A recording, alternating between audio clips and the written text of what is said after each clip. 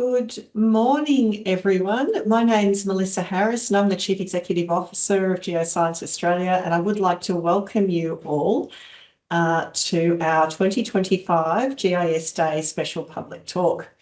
GIS Day, as I'm sure many of you realise, is dedicated to showing, teaching and inspiring others about the wonders of GIS, and I'm thrilled that today we will showcase some brilliant examples from across our organisation.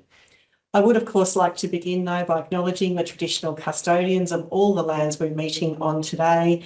First Nations people were the first miners, mappers and navigators of this vast island continent, and I pay my respects to their elders past and present and extend that respect to First Nations people who work at Geoscience Australia or in partnership with you right across the country. Now, maps have been a fundamental part of human civilization for literally thousands of years because, of course, they help us navigate, plan and understand the world around us. Mapping systems, although different to how we often think about maps today, are an important part of the lives of First Nations peoples. First Nations art often depicts landscape features and forms part of their understanding, navigating and caring for country. So I would like to highlight our First Nations artwork that we have here at Geoscience Australia, entitled A Journey of Connection by Lani Balzan, and that's the beautiful image that you can see on the screen. In this example, through vibrant symbolism, the story weaves the journey of understanding Earth's vast and intricate systems while recognising the enduring relationship between First Nations people and their land, waters and skies. As for me, though, I have loved maps for as long as I can remember. I can still remember the first map I ever created in secondary school as part of my favourite subject, which was, of course, geography. And I remember riding a very long way on my bike using a hard copy paper street directory to navigate. And I spent literally hours hand drawing a map of a local neighbourhood, wandering around and recording the land use of each property, its address, attempting to draw each land parcel to scale, and then using my trusty Derwent pencils to colour code each property by its land use type. It took me literally days, but I got an A+, so I think it was worth it. But since then, haven't maps come such a long way? Today we have incredibly precise, interactive and dynamic maps in the palm of our hand, thanks to satellites, GIS, real-time navigation, 3D data and more, the likes of which previous generations could really only have dreamt of. In these days of data being everywhere, it is incredible, though, how much easier it is to understand information, trends and context when you view that data on a map. I've heard it said that we are in the golden age of mapping and GIS, thanks to the modern systems and data that we have. And for examples of that, you need look no further than the incredible work of our organisation. From the Digital Atlas to the Digital Earth, the list is long. And so to tell us more about that is our very own Chief of Maps, Marie Wilson. Marie, over to you. Thanks, Mel. Really great to be with you today. As Mel said, my name's Marie Wilson. I'm actually the Chief of Place and Communities Division, but I think I now have authority to change my title, so that would be great. Chief of Maps sounds good. I'm really excited to be introducing our speakers today. We're going to be hearing from staff all across Geoscience Australia that use geographic information systems to create, manage, analyse and map all types of our data. The theme for this year's GIS Day is Geo-generalist era, where spatial meets everything, which celebrates the expanding influence of GIS and the professionals who bridge disciplines to solve complex real-world challenges using spatial insights. It demonstrates that GIS is more than the mapping department, and through our lightning talks today, you'll see how. So given our limited time frame today, we have a lot of speakers with a lot of great content. We have disabled the ability to ask questions, but instead we would love you to send any questions through to the email address that's on the screen, which is pcdivisioncoord@ga.gov.au, and we'll liaise with the presenters to provide you with a response to any questions that you might have. So I'm going to now hand over to our very first speaker, who's Dom Iffland, who's our Education Centre Coordinator here at GA. An experienced science communicator, Dom has delivered workshops and professional learning across Australia. He holds degrees in biodiversity, animal genetics and science communication, and he joined Geoscience Australia in 2022. So please join me in welcoming Dom to the virtual stage. Over to you, Dom. Thank you very much, Maureen. Thank you very much, Mel. Yes, so for my little lightning talk this morning, I'm going to run you through some of the lessons that we have learnt about how educators use geospatial information in the classroom. Now, I am coming to you live. Oh, I'm not even on the screen. Here we go. Here we go. I'm coming to you live from some handy pieces of technology that we use here in the Education Centre. I've got a couple little cameras here, a little switchboard. I've got, you know, my coffee and my computer mouse and everything that I need here. Now, we in the Education and Outreach team engage with educators all around Australia. And as a team, we deliver products for the classroom covering all aspects of geoscience. And one of those aspects is Geoscience Australia spatial data. And we make all of that data accessible and not all of that knowledge accessible for educators, leaving them feeling empowered. And so we provide educator professional development sessions developed and refined over the years. And what a couple of years that has been. So how did we get here? How did I get here talking to you this morning? So we have delivered guided hands-on exploratory GIS workshops consistently since 2023, starting with this here. This was our pilot session at the Australian Science Teachers Association conference in Adelaide with 4 keen educators in attendance. During this session, we provided some background information on satellite imagery and GIS software, and we assumed no prior knowledge. We guided our educators through some of the data portals, showing them how to access the data, use the tools, and highlighted some of those data sets of interest. We provided case studies for the educators to work through in the session and examples of how they could then use these data in the classroom. And we left them with a draft resource that they could then take and replicate with their students. This format that we created really hit. And we copy and pasted that going forward for all of our GIS educator professional development. And since then, this is what it has looked like. It's a multi-pronged approach, mixed media, online and virtual, like I'm coming to online and in person, sorry, catering to a wide audience, as many educators as we could hit. And it's all about repetition, repetition, repetition. And so we have kind of created what I would call a GIS body of work. That's all well and good, but why though? We want to represent the work that Geoscience Australia do, but there is also demand in the curriculum from these educators. So the national curriculum to which we align all of our products and resources has recently undergone a significant change.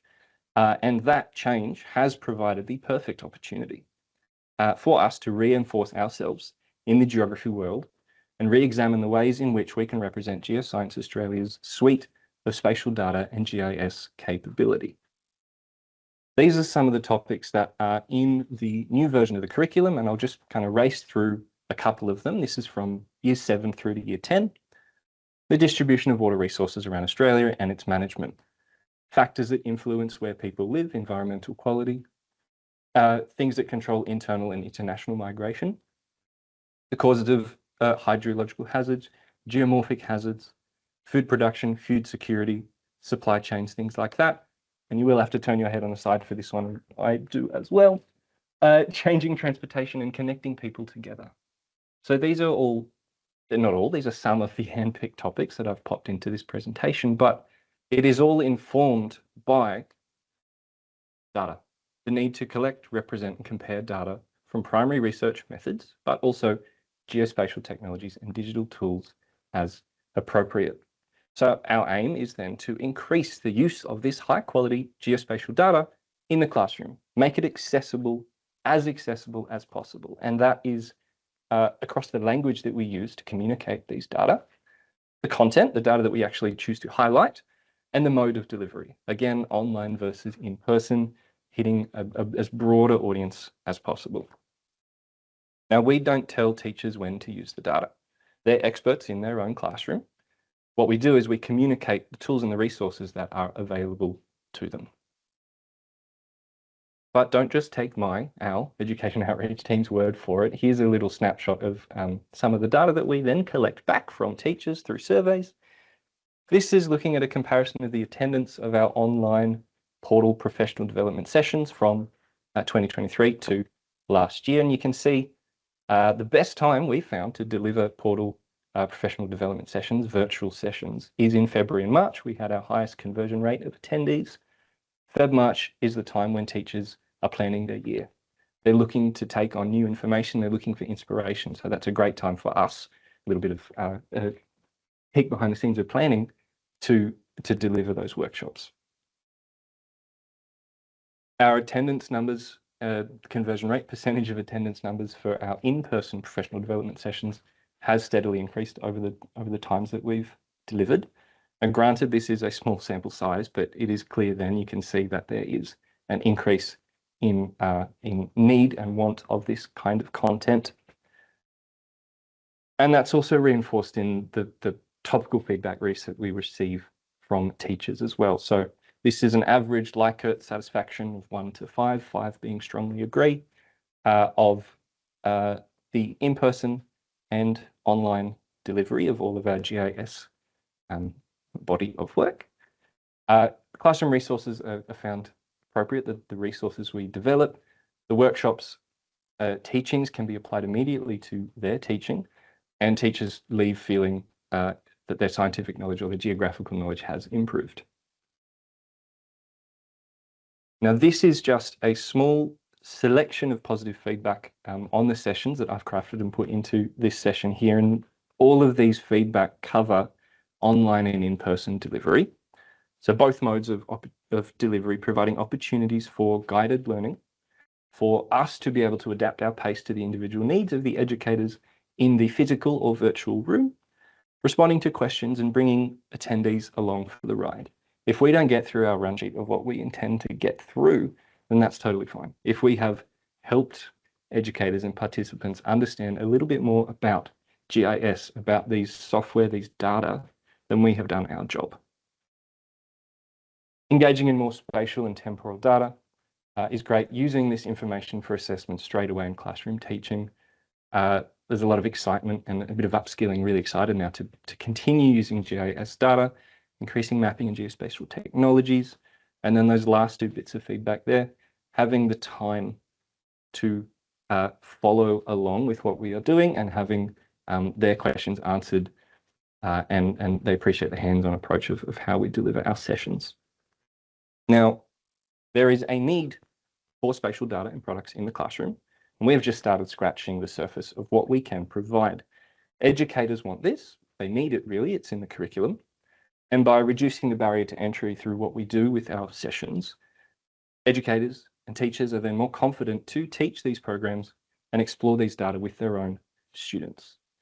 So our future in the education outreach team in reference to GIS software like this looks a lot like this. We're going to continue doing this.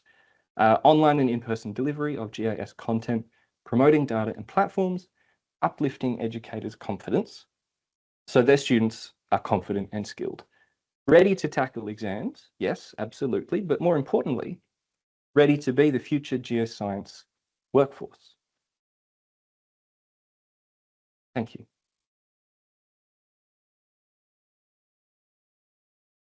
Thanks so much, Dom. Wonderful to see how we are helping to inspire our next generation. So I'm going to move straight on to our second speaker. Our second speaker is Margaret Harrison, who's an Earth observation scientist. She develops remote sensing products to monitor Australia's environments, working with government, industry and academia. Margaret is passionate about using Earth observation for sustainability and values collaboration and learning. So please join me in welcoming Margaret to the virtual stage. Thanks, Marie. Hi, everyone. My name is Margaret, and I'm an Earth observation data scientist at Digital Earth Australia, or DEA. Today, I'll be talking about how DEA maps and monitors inland water using GIS and Earth observation. So understanding Australia's water resources is important. Our rainfall and stream flow are among the most variable in the world, and our aquatic ecosystems often respond dramatically to change. Wetlands are known to expand or contract by tens of thousands of hectares, and floodplains that remain dry for decades can fill in almost overnight. Inland water resources encompass a diverse range of ecosystems that are vital for supporting communities. These resources include lakes, rivers, wetlands, and creeks. Being able to understand the location, behaviours, and changes of water in the environment is needed to ensure that these resources can be looked after effectively now and also into the future. The sheer scale of Australia, though, makes monitoring a challenge. This is where satellites can help. Satellites give us regular, continental-wide coverage, including places that are remote, difficult to access, and rarely measured on the ground. When we combine that satellite data with GIS and data science, we can then start to understand how water changes through time. But converting decades of raw satellite imagery into reliable, decision-ready information requires substantial scientific and technical efforts. This is where Digital Earth Australia comes in. At Digital Earth Australia, our role is to make satellite data usable for everyone.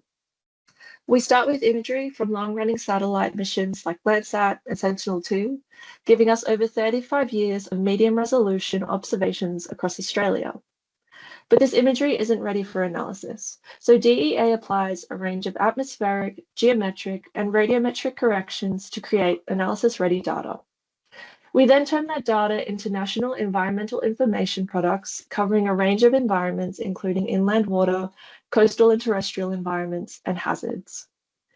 We then publish all of this through our open data services and tools, allowing researchers, decision makers, and the public to perform spatial analysis to solve real-world challenges using spatial insights. At DEA, we have 3 datasets in our inland water product suite. The first is water observations. This algorithm looks at every Landsat satellite image and tells us whether each pixel is water or not water. The next is water bodies. This product provides up-to-date information about the extent and location of over 300,000 water bodies in the Australian landscape. The last one is the Wetlands Insight tool. This tool combines satellite observations of water and vegetation to produce plots that show you how wetland dynamics change over time. So now that I've introduced you to our datasets, I'm going to be really brave and do a live demo. If you are joining us with a laptop or a mobile phone, I'm going to give you a few seconds to click the link on the screen. I hope you can click it, and that way you can follow along with me as we do this demo.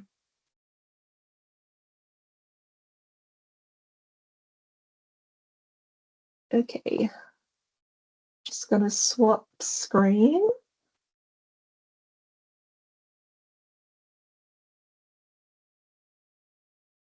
Okay, so this is the DEA Maps portal, which allows everyone to access and visualize our datasets. Right now, we are looking at water observations using Menindee Lake as an example. On the left, we see a Landsat image taken earlier this year. I should probably check. Can everyone see my screen? Cool, thumbs up, thank you. So on the left, we see a Landsat image taken earlier this year in September. And on the right, we can see the water observations dataset showing which pixels represent water, as well as dry land, terrain, clouds, and shadow. This gives a really clear snapshot of surface water at a particular moment and allows us to understand water availability in real time, enabling smarter decisions for people, agriculture, and the environment.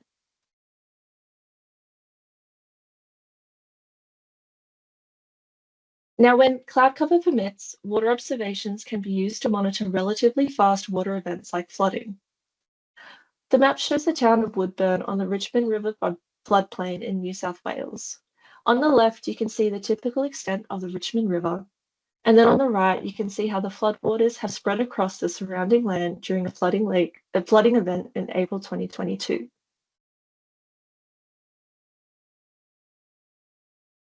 Overlaying this flood extent onto our land cover dataset, we can see the types of land that was affected during this flood, mainly low-lying agricultural land and vegetation.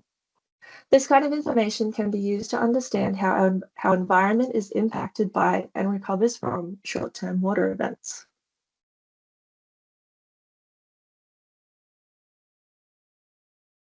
Beyond short-term events, we can also track long-term water trends. Using the Water Observations Annual Summary product, we can map the percentage of time each pixel contained water each year. For example, this is Lake George. We have data from 2019 on the left and 2020 on the right. We can clearly see how the El Niño and La Niña events influence water availability during this time. This information can help us understand the permanence of water in different regions, supporting water planning and management.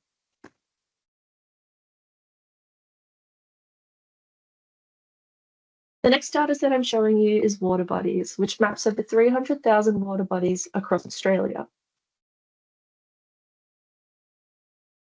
Zooming back to Lake Menindee, if we click on this lake when it loads,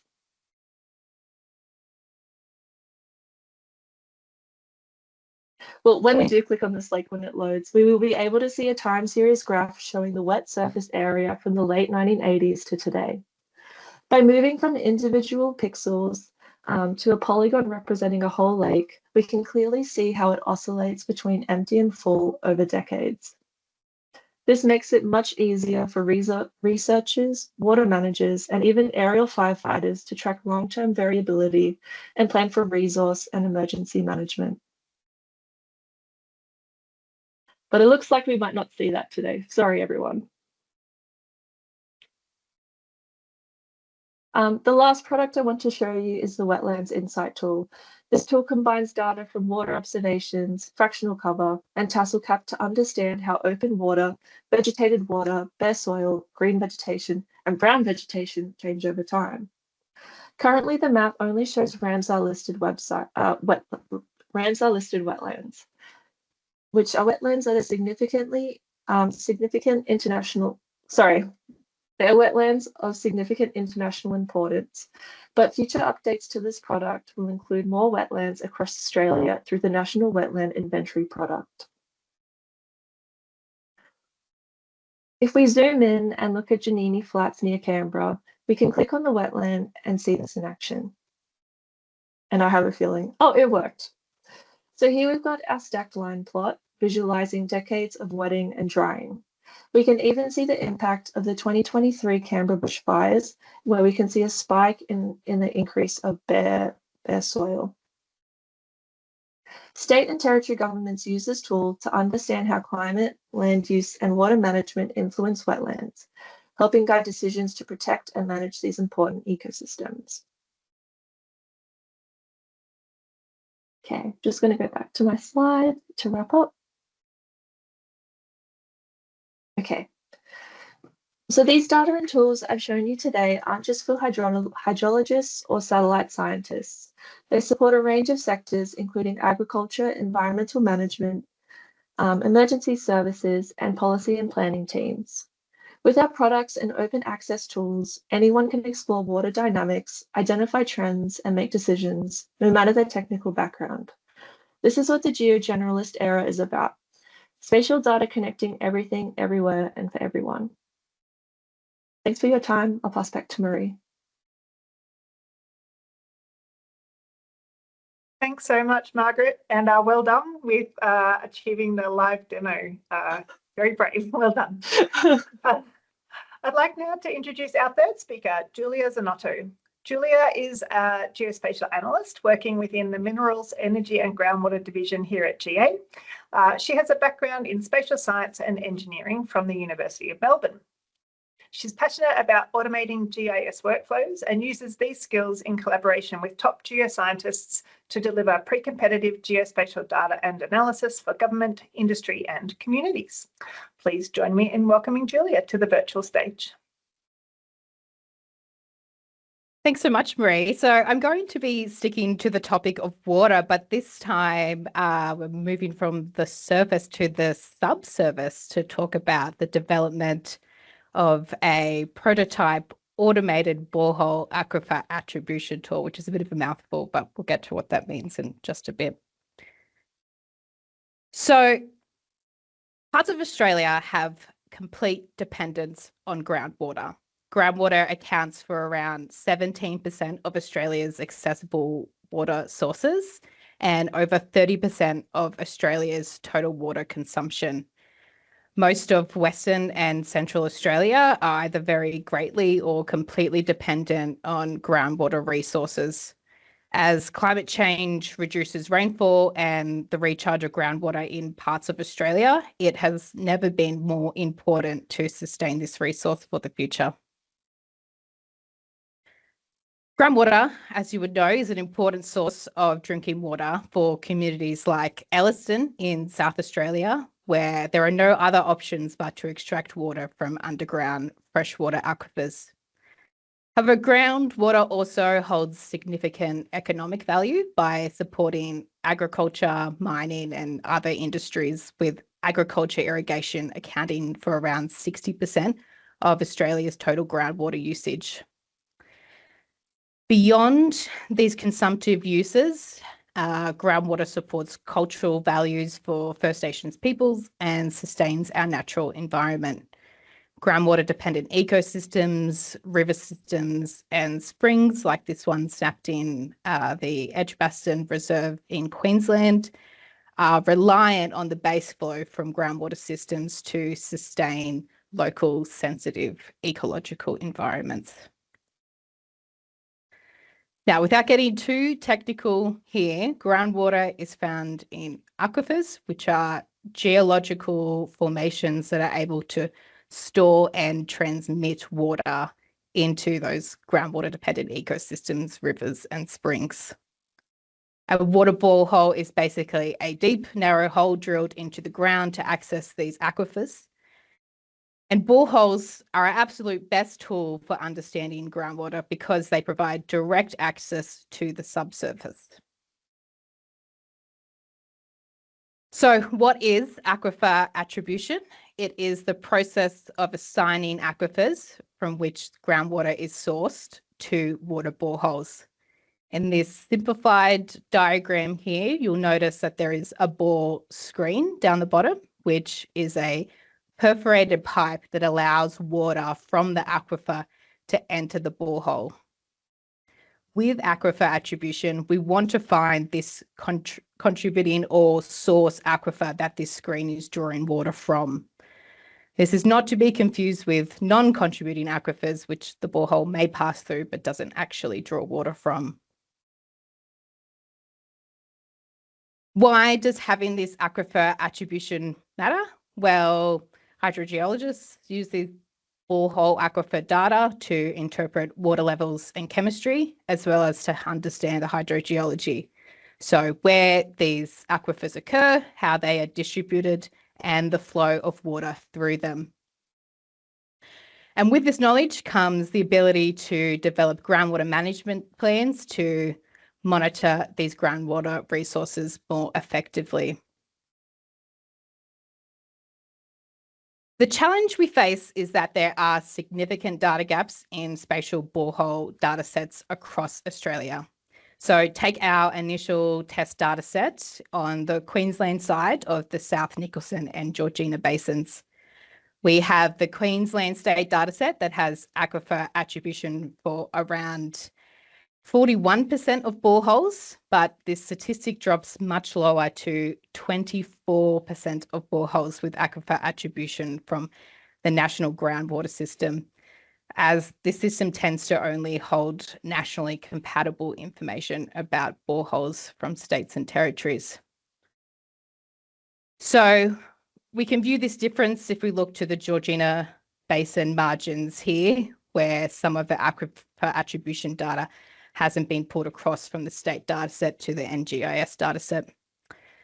The current situation also relies on manual attribution to fill in these data gaps, which is slow and therefore unable to scale quickly in regional and national contexts.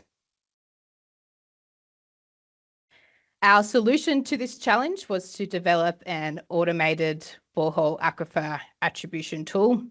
After considering various options, we opted for FME primarily due to the ease of integrating spatial data and operations, while other tools like Python and ArcGIS Model Builder were also considered. FME's graphical interface and the no-code, low-code environment allowed us to quickly translate manual rule sets into a compelling initial prototype. So how does the tool work? This is where the spatial thinking meets the hydrogeology discipline, and my collaboration with Jim Hansen, a hydrogeologist from Geoscience Australia, comes in to design this workflow. So we begin with data ingestion, importing boreholes, in this case from the Queensland State Government dataset, and read it in casing aquifer lookup tables. The tools filter the boreholes on whether they have aquifer attribution data or not, yes or no. Boreholes with aquifer attribution get assigned a confidence rating, and depending on the completeness of the aquifer encasing data. From this, we create a reference borehole dataset. A series of non-spatial and spatial comparisons are completed for the unattributed boreholes against the reference dataset, which takes into account rules around distance, depth, and geology. The tool assigns a confidence score to any bores that have been attributed based on rule fit. So where ambiguity exists, the tool flags for hydrogeologist interpretation rather than shortcutting to an incorrect attribution. Lastly, the output dataset is written for manual review. In our initial test area in the South Nicholson and Georgina basins, the tool was able to provide aquifer attribution to an extra 47% of boreholes from the input dataset, though with varying levels of confidence. It was much more efficient, essentially trying to replicate the same process that a hydrogeologist would do manually and process it in minutes instead of days or weeks. However, as a safeguard, we want the tool to act as a support to the manual attribution process and not necessarily replace it. While we can attempt to capture definable parameters and rules in this workflow, manual interpretation and review is still required by a knowledgeable human. This is especially important where there is low confidence or not enough data to provide reliable aquifer attribution. Confidence scoring also provides an evaluation of the probability that the aquifer attribution provided to a borehole is correct. Our next steps will be to conduct pilot testing on new datasets in other regions and states. This is to ensure that this standard attribution process is reliable and scalable across Australia.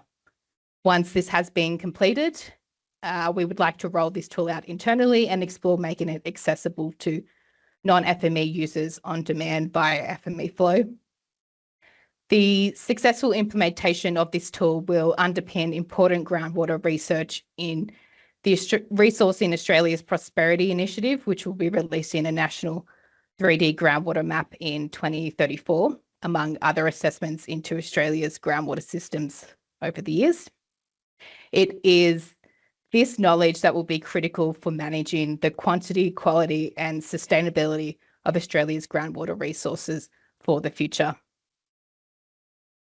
I would like to end with some acknowledgements, such as the theme of GIS Day. This tool would not have been possible without collaboration, especially collaboration with my colleague, Jim Hansen. Jim has been an absolutely brilliant collaborator, bringing his immense knowledge of hydrogeology and borehole construction to define the workflow described today. And Catherine Flower, who's also presenting today, was the original spatial collaborator on this project, whom I took over from. Thank you. Pass back to Marie. Thanks so very much, Giullia, and well done in saying aquifer attribution correctly so many times. All right, I'll move on to our fourth speaker today. Ethan Shaw joined Geoscience Australia in early 2023 as a cartographer. After a year in that role, he moved into the community safety branch as a GIS officer. Ethan now supports building automated geospatial information systems, specialising in low-code designs to automate data pipelines for decision makers. He is passionate about building tools to support emergency management and understanding the technical depth of hazards across the Australian landscape. So please join me in welcoming Ethan to the virtual stage. Thanks, Marie. So today I'm going to be talking to you about how we're using GIS to model and understand wind impacts. As Marie mentioned, I work in the community safety branch where we try and understand natural hazards, through research and understanding where they form, how they form, and where they're most likely to form. We also have teams that work on monitoring hazards in real time so that they can form geo-generalists and decision makers as quickly as possible when a hazard occurs. We also, my role within this team is to improve the products and services and enhance the decision-making capability that they provide.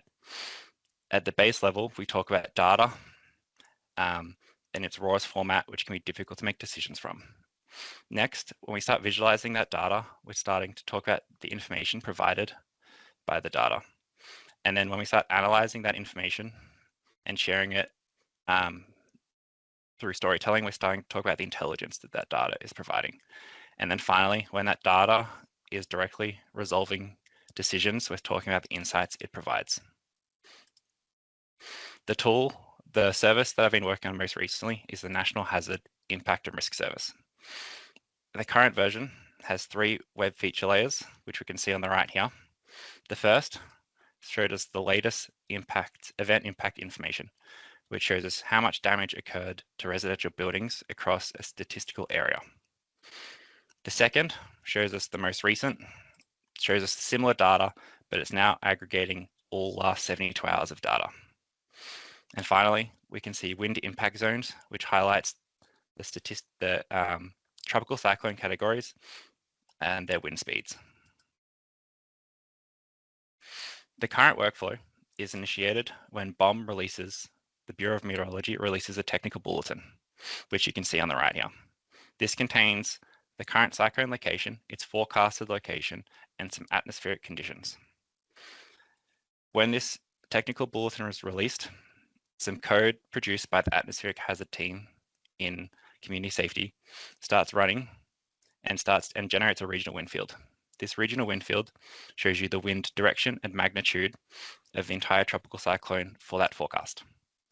A second piece of software that they wrote then starts running an impact model where we're sampling all the buildings underneath the cyclone and analyzing to see how much damage each building receives.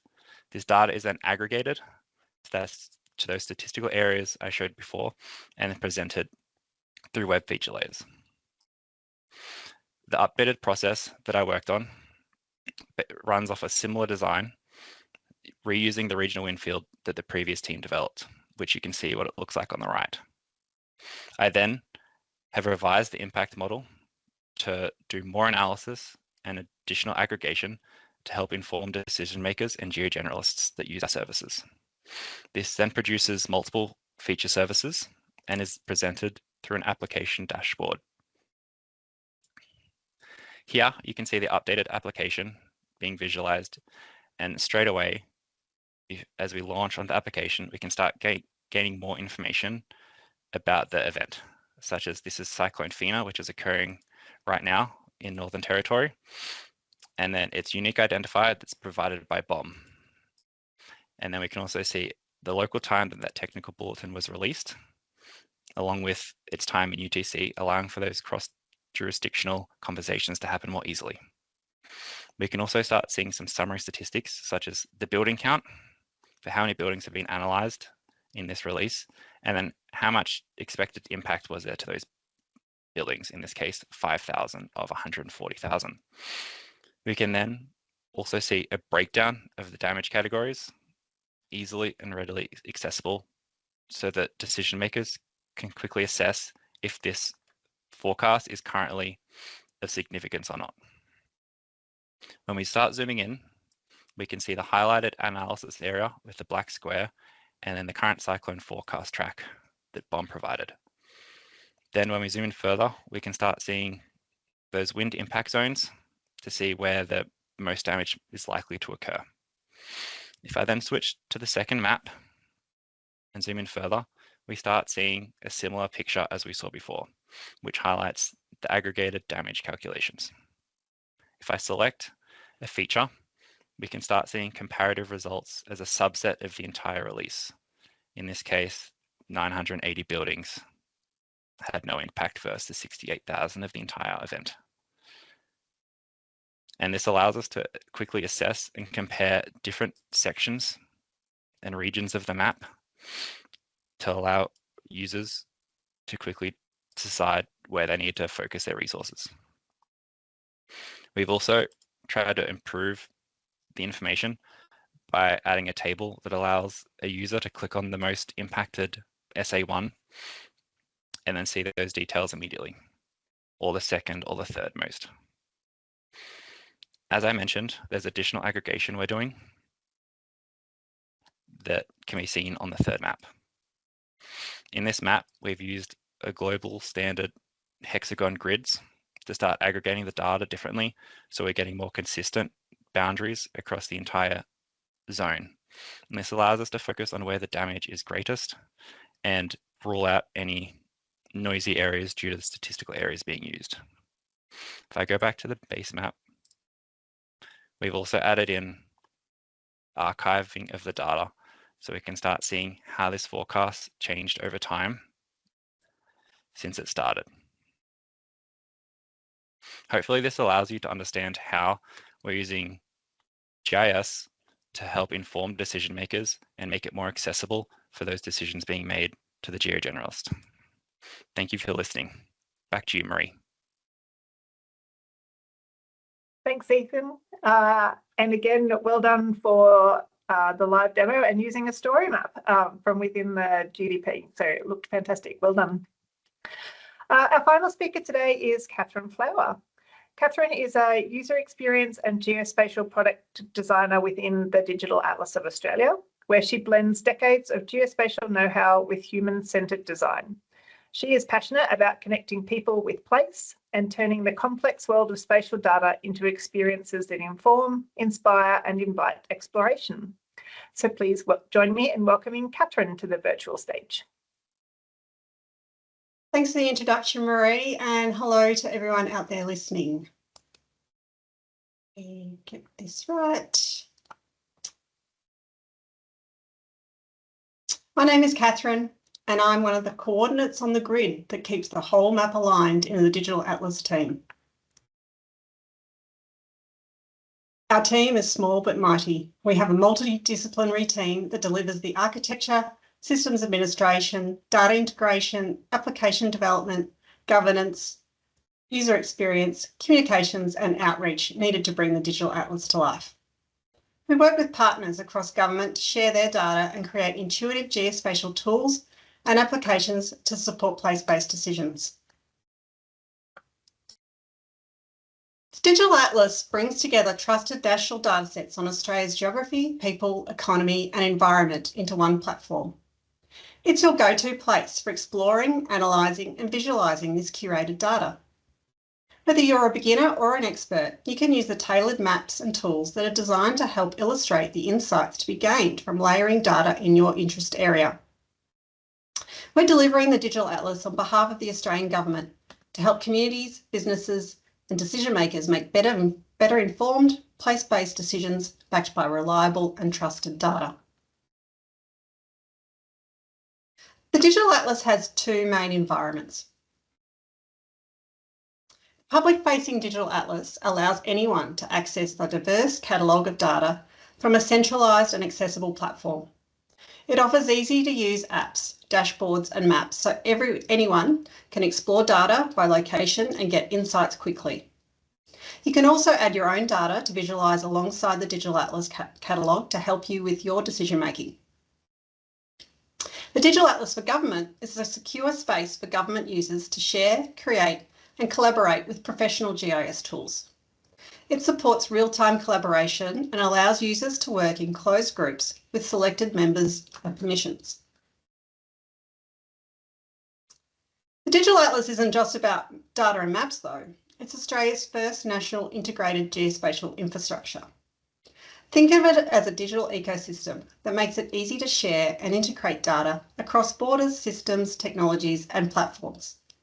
This infrastructure allows various data suppliers and users to share their data directly into the Digital Atlas or pull data from it into their own systems or portals.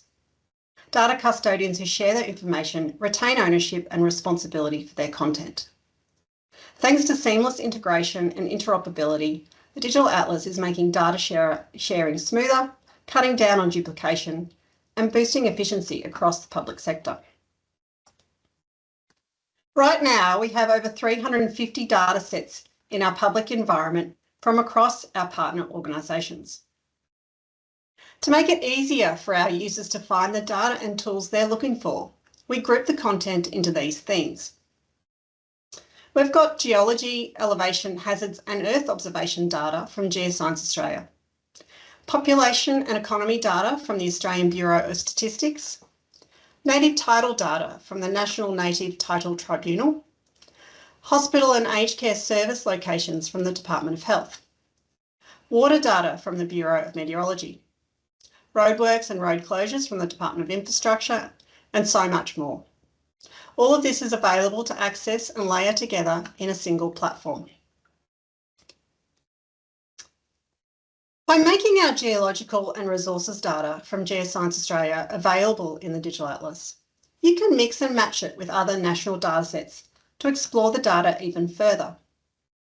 You can see major mineral deposits overlaid with railway lines and highways that connect these resource-rich regions, making it easier to plan efficient transportation routes. You could add water data to see the relationship between resources and water supply. See where protected areas are in relation to these regions and uncover demographic trends of the neighbouring areas. Together, these powerful mapping tools help you discover new insights, inform better decision making and support sustainable development across Australia.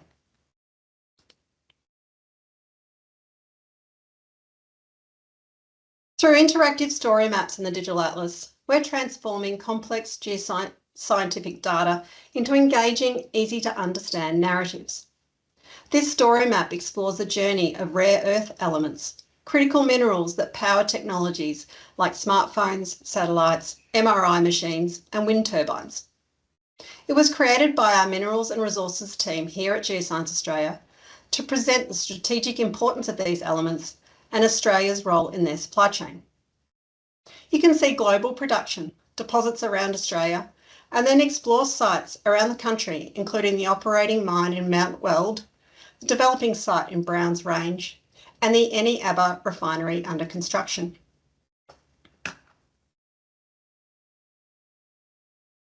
We've also included Geoscience Australia's Digital Earth Australia imagery to the Digital Atlas, making it easier to access and use this complex Earth observation data. You can explore over 30 years of time-enabled imagery, showing changes to Australia's land cover, water, coastlines and mangroves. This data is available for you to use in our tailored applications, or you can add it to maps you create yourself. The one I'm showing here today is the Land Cover Explorer app. It features an animate tool that plays through the data year by year, filtering so you can choose what type of land cover you want to view, as well as a swipe tool that enables you to compare images from different years.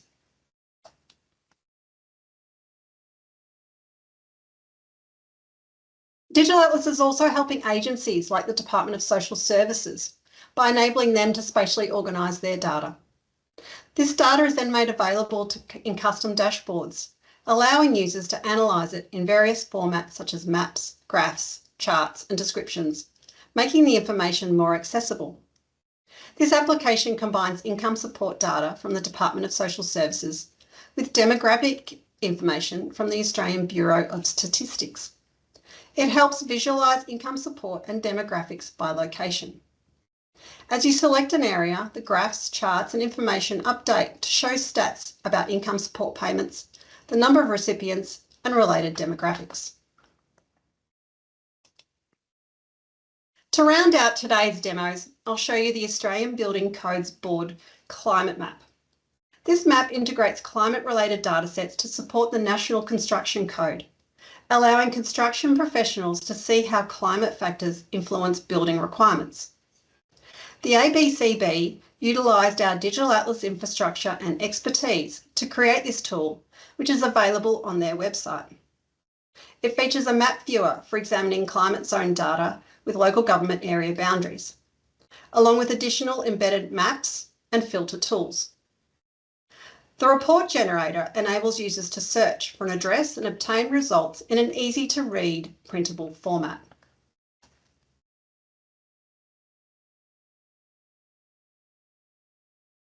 Digital Atlas Australia brings national datasets to life by providing the infrastructure, technology and tools needed to unlock their power.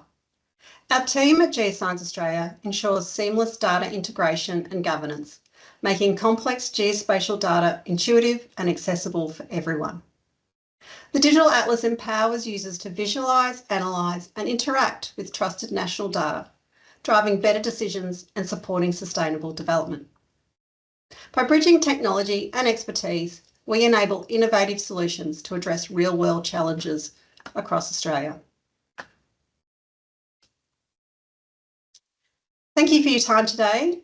You can use these QR codes here to explore the Digital Atlas for yourself and subscribe to stay up to date with all of our news and announcements of our latest releases of data and tools.